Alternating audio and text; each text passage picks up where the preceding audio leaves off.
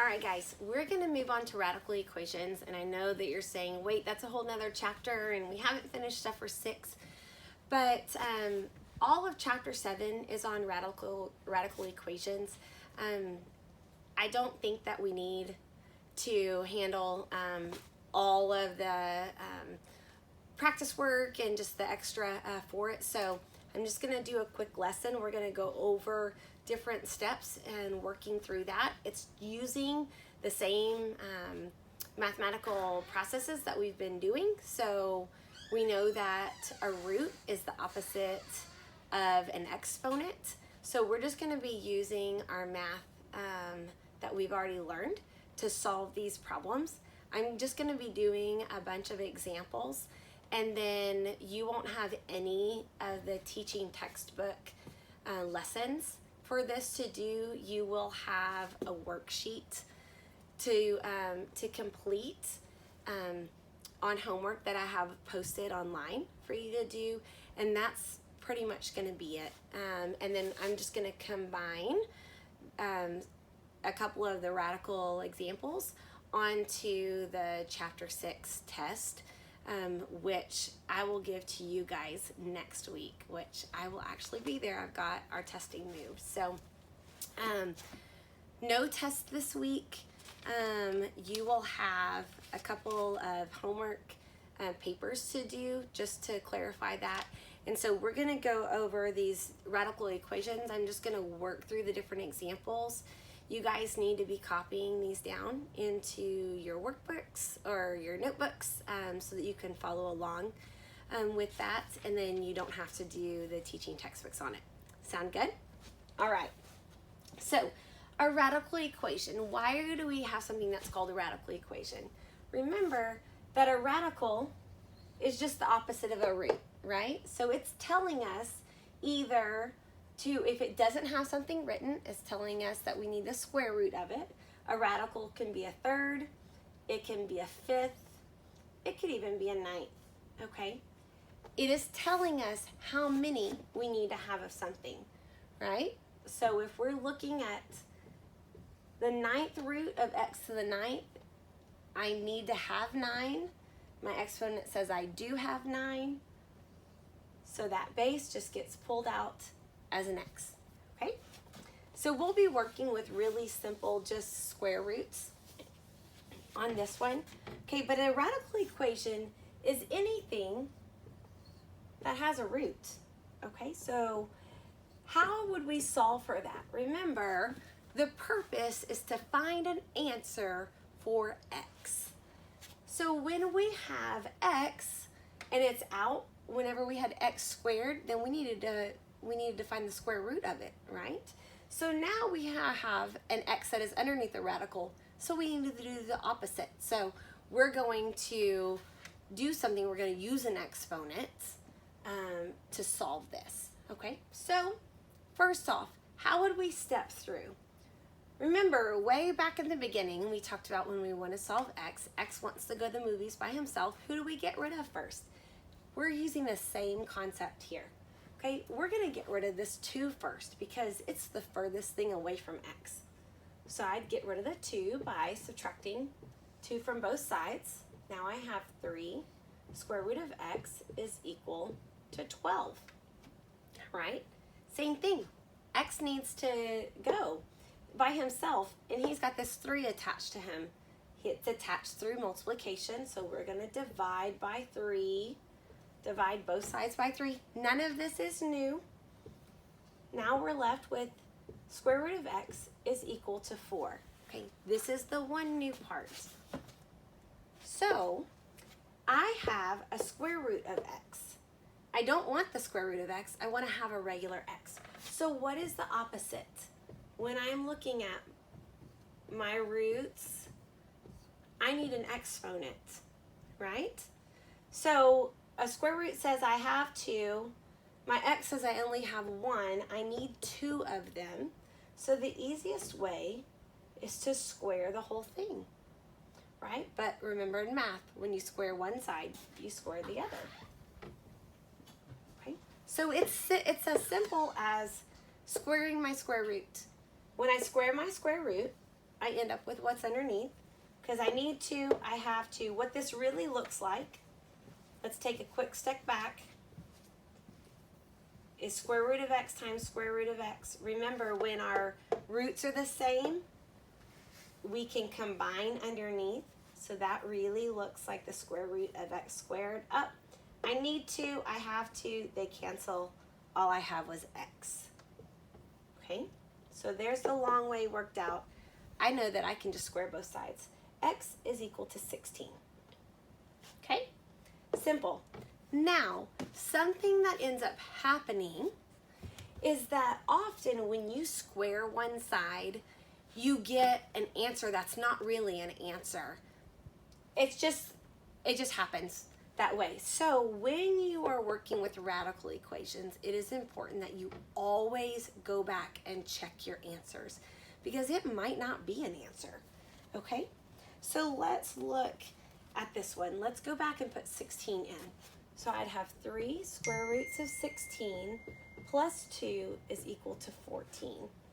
Okay, I know that the square root of 16 is 4. And in this case, we're working with the positives.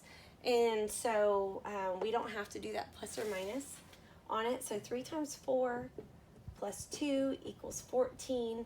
12 plus 2 equals 14. Yep, 14 equals 14. Check.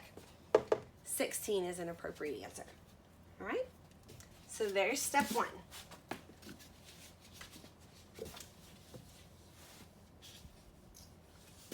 Okay, let's do another one.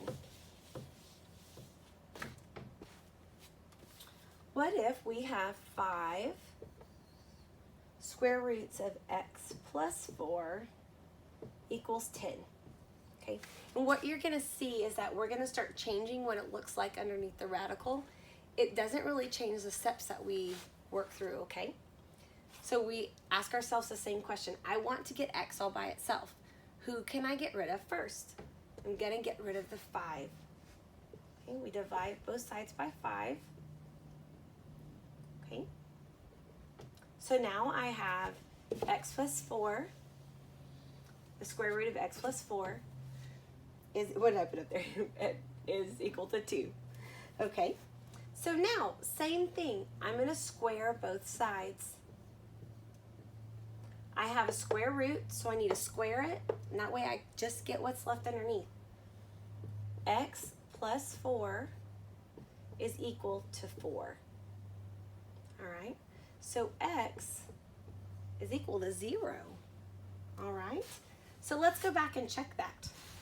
We had 5 square roots of 0 plus 4 is equal to 10. 5 square roots of 4 is equal to 10. Square root of 4 is 2. 5 times 2 is 10. 10 equals 10. All right, so we have a correct answer there. All right, we had a cut and clip there. All right, we're gonna work through another one, a radical equation, okay? So I've got square root of 3x over 2 minus 4 is equal to 1, okay? So same thing. We're looking, our problems are looking a little different. We're gonna work them the same way.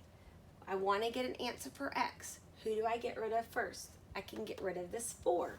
So I'm gonna add 4 to both sides. So I have the square root of 3x over 2 is now equal to 5. Okay, now remember, when we have a fraction set up on one side, we've got to clear that denominator. We can do it by multiplying each side by the same, right? I want to get rid of the 2. So I've got 2 on the top, 2 on the bottom. They cancel out. I've got 5 times 2. You can also, this is what you're really doing. You're multiplying times the reciprocal on both sides. But remember, you can also look at it in terms of cross multiplication. It works the same way that way. So if we were cross multiplying, I'd say 1 times 3x, which is still a 3x. And then I know now I have 2 times 5, which is going to be 10. Okay, so now we're down to we've got our radical again. How do we get rid of a square root? We square it. We're going to square both sides. So now I have 3x is equal to 100. X is equal to 100 divided by 3. All right, it's as simple as that. Okay, if we were to plug this back in, let's plug it back in up here. 100 divided by 3. Oh, a 3, the 3's cancel out, so I just have the square root of 100, which is 10.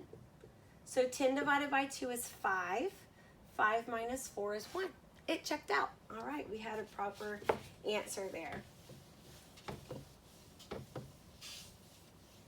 Let's do another one.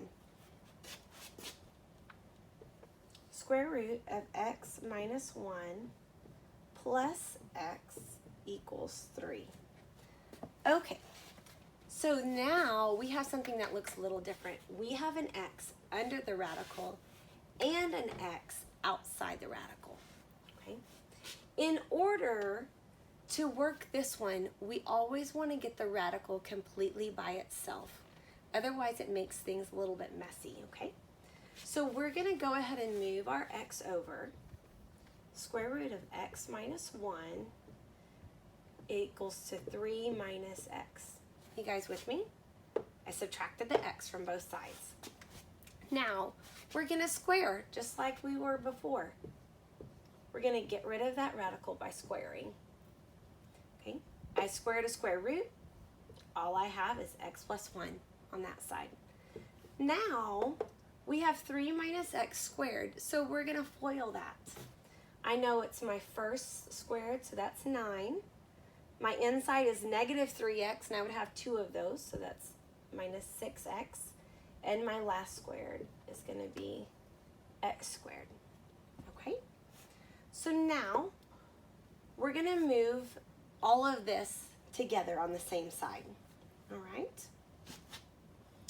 So I've got my x squared, it's positive on this side, so I'm going to leave it positive just for a little bit. Okay, I'm going to move my x over, minus x, so now I have minus 7x plus 1, and I have 10 is equal to 0. So if we rewrite this,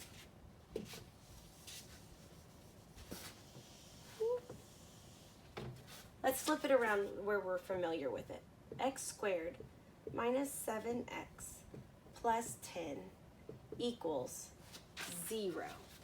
All right, so now we are back to all of our quadratic equations like we were just working. Okay, so remember we have lots of different ways to solve this. We can use the quadratic formula if we want. We can complete the square. We can factor. If it's a factor that we don't know, we can find that magic number and we can factor that way. But in this case, I've got a 10 and it's positive, so I need 2 factors of 10 that add up to 7. That's one I actually know, because I've got a 5 and a 2, and 5 plus 2 is 7. Okay, so it's just a lot easier on this one. We could just factor it out. So they're both negative because I needed them both to be negative to end up to be a positive. I've got a negative 5, a negative 2, that's equals 7x. And so then we get to solve both. So x is equal to 5, x is equal to 2. Okay, so now that we have both of these, we need to go back and we need to check them. So let's check 5. 5 minus 1 is 4. So the square root of 4 would be 2. 2 plus 5 is 7. Does that equal 3? No. Okay. 5 is not an answer for us. Let's put the 2 in. 2 minus 1. 2 minus 1 is 1. Square root of 1 is 1. 1 plus 2 equals 3. 3 equals 3. All right, so x equals 2 is our appropriate answer. See, in this case, We did get two different answers, but the 5 wasn't right. So we need to eliminate the 5, and our answer is x equals 2. Okay, let's work another one. Excuse me. Okay. 2 square roots of x plus 3 square roots of x minus 5 equals 0. Okay, so now we have two different radicals, all right? We can't add them, right? Because the rules for adding radicals is that everything about the radical has to be the same. It has to be the same family for us to add them. And this is the family of the square root of x, and this is the family of the square root of x minus 5. Different families, so we can't add these. But we can use something that we just did, and we can move it to both sides. And let's get one radical on each side. We just don't want to have two radicals on the same side when we're squaring. It doesn't matter which one we move over. I'm going to move the 3 over, and then we're going to square both sides. Okay? Now remember, when we have something that, remember our exponent rules? That this exponent applies to every part that's inside your parentheses, okay, because these are multiplied. So your exponent applies to the 2, and your exponent also applies to the square root of x. So this is where we're using the same rules that we had learned previously. So I've got 2 squared is 4, and I've got the square root of x squared, which is simply x. Okay, so let's do the same thing on this side. This 2 applies to both. I've got negative 3 squared, which is going to be 9, and then I have x minus 5 is my inside, okay? So this just looks like a simple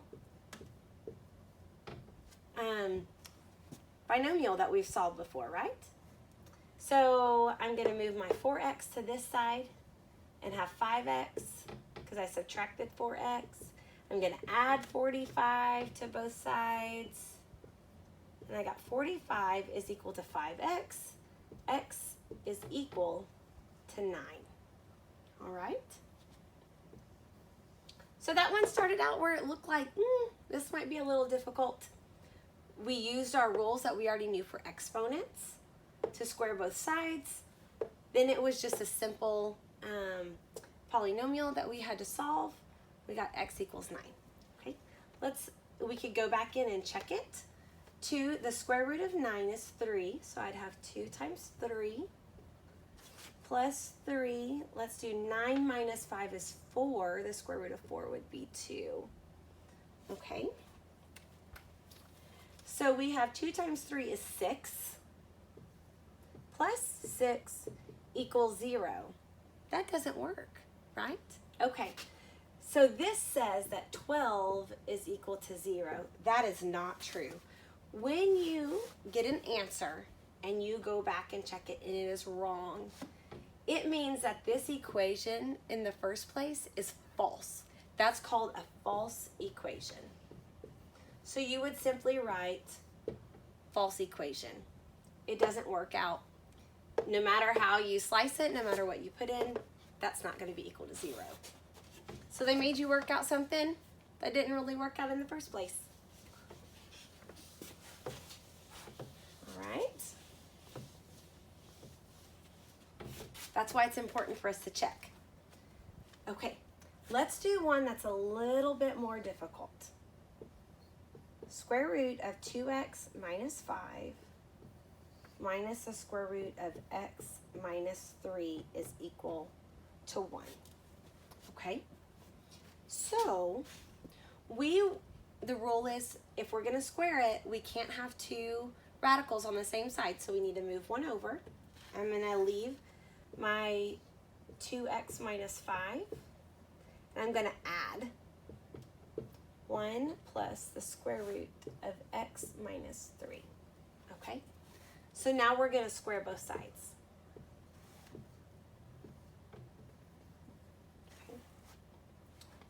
This one's gonna have a couple of different steps, and we might end up having to square it again. Okay, so, but we're just gonna work through. So don't get overwhelmed by all the different steps. We're just gonna one by one work through the process, okay?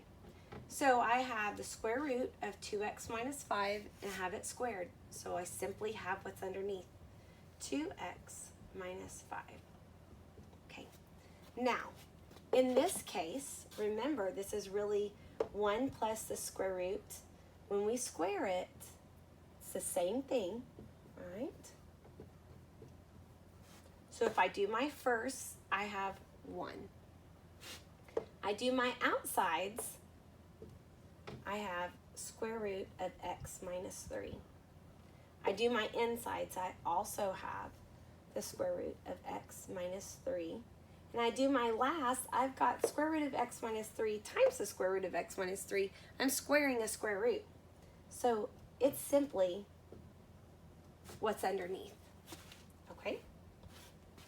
So what can we combine? I can combine a 1 and a negative 3. I can't combine my x, so I would have a negative 2 plus x plus, I've got 2 of these, remember? So I can add those together because the family is exactly the same. 2 square roots of x minus 3. I've got 2x minus 5. So let's try to get this square root all by itself, right? So let's move our 2 over. Let's move our x over. So now I have x minus 3 is equal to 2 square roots of x minus 3. All right, you guys following me there? We moved our negative 2 over by adding it to both sides. We got rid of our x by subtracting it from both sides. This is our new equation. Okay.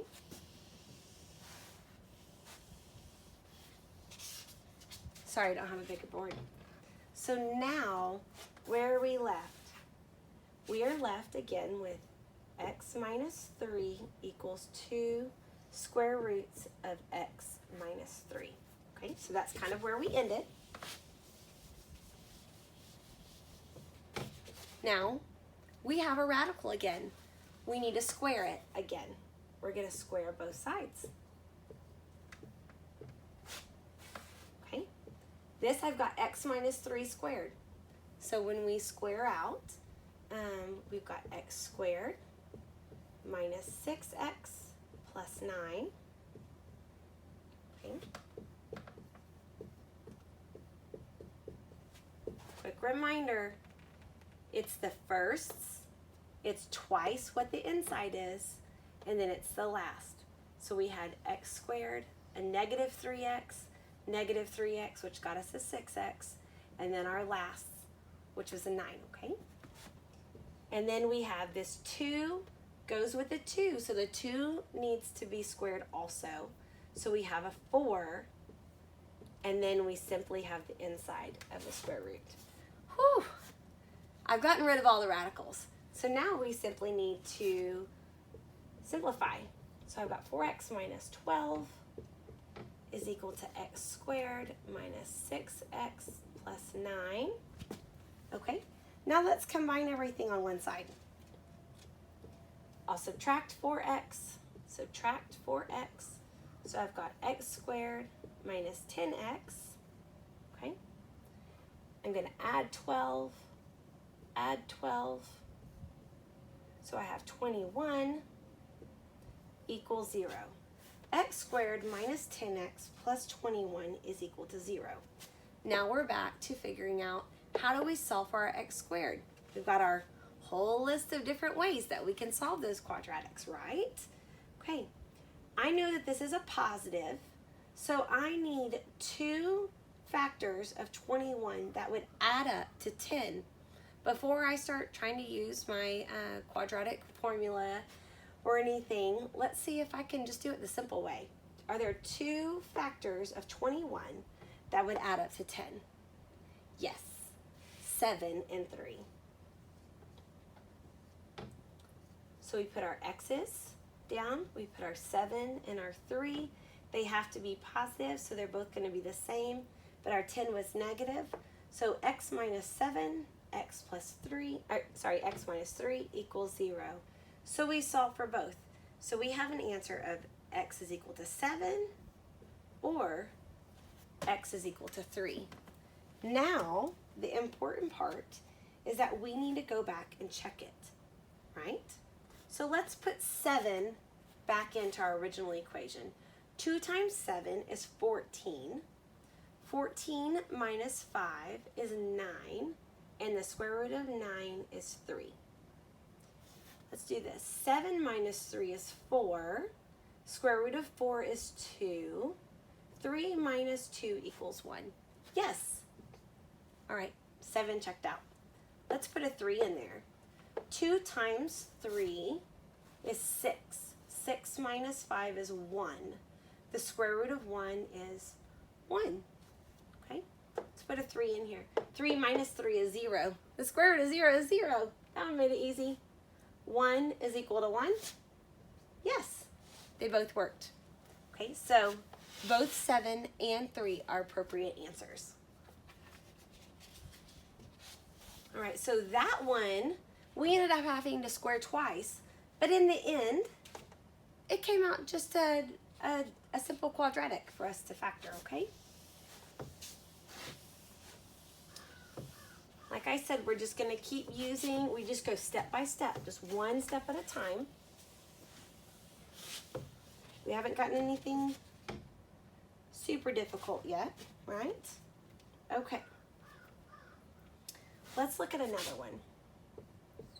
What if our radical starts out in the bottom?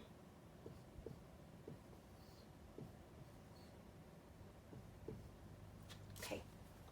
So our radical starts out on the bottom. Do we like things in the bottom? No, we don't. Okay, so there's two ways that we can look at it, remember? You can multiply both sides by the reciprocal, or you can cross multiply. It gets you the same answer. It's just a different way of thinking about it. Okay?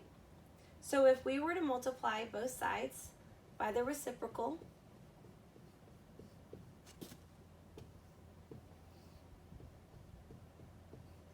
okay, on this side, we simply have 1. Over here, we have negative 2x times square root of x plus 4. Okay, now, what is our rule when we have this, when our square roots have the same, which they have the same, they're 2. We're just not looking at it, right? We just don't have to write the 2. So the rule is whenever it's broken into the same index, we can simply combine what's underneath. So this is really 1 is equal to the negative 2x times x plus 4. Okay, so I simply combined it all underneath one radical. That's all I needed to do for that. Okay?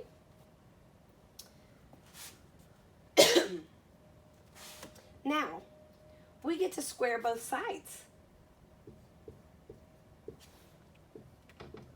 Okay, when we square both sides, 1 squared is 1. That one's pretty easy.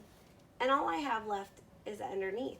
So negative 2x times x plus 4. Okay, let's work this one out. Negative 2x squared minus 8x.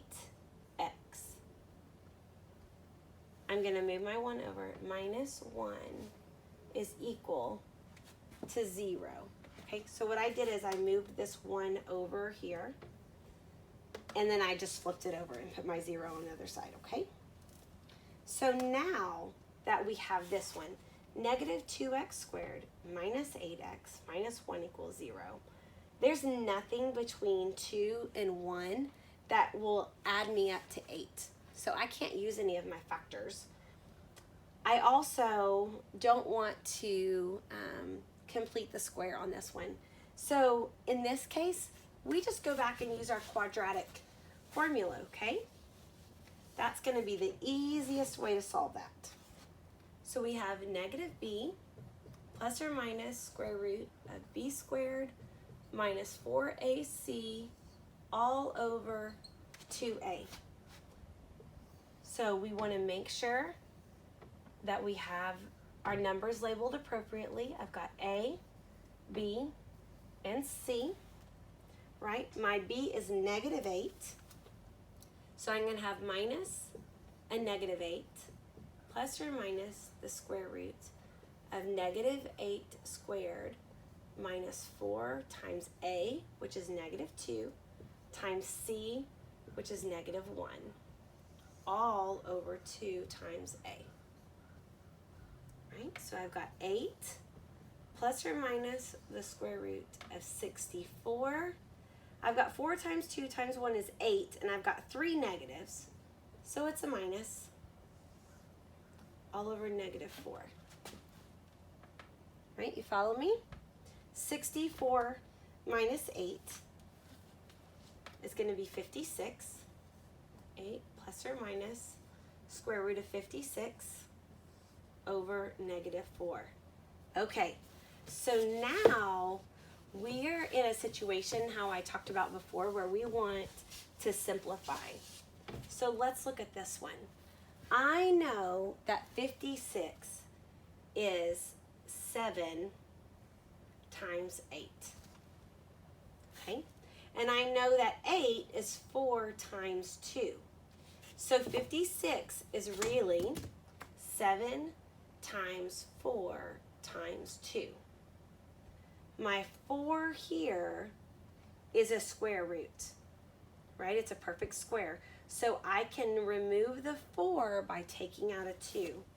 So I have 8 plus or minus, so what gets to escape? The 4 is really 2 squared, right? So my 2 gets to escape to the front, my 4 escapes as a 2, and I have 7 times 2 left underneath, all over negative 4. Okay, so we've gone from 8 plus or minus square root of 56 over negative 4. We've simplified that square root of 56 as 2 square roots of 14. Okay, so now I can factor a 2 out of the front. I can take 2 out of 8 and I get 4. I can take my 2 out and I'm just left with my square root of 14 over negative 4. And my 2 simplifies into my 4 2 times. So your answer is 4 plus or minus square root of 14 over negative 2. All right? That one ended up looking a little messy on it. That's why it's really nice to be able to have your quadratic formula to solve that one.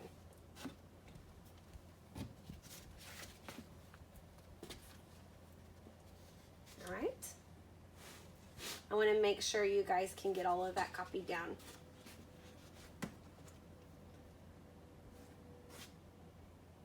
And just to talk about this square root of 56 here. Remember, you need to write, so if I wrote it all the way out, 7 times 8, 7 times 2 times 2 times 2. I need 2 of them, so I would circle 2 of them that match. I had 2 2s that matched, and that's what got brought out as a 2. My 7 and my extra 2 got left underneath as 14.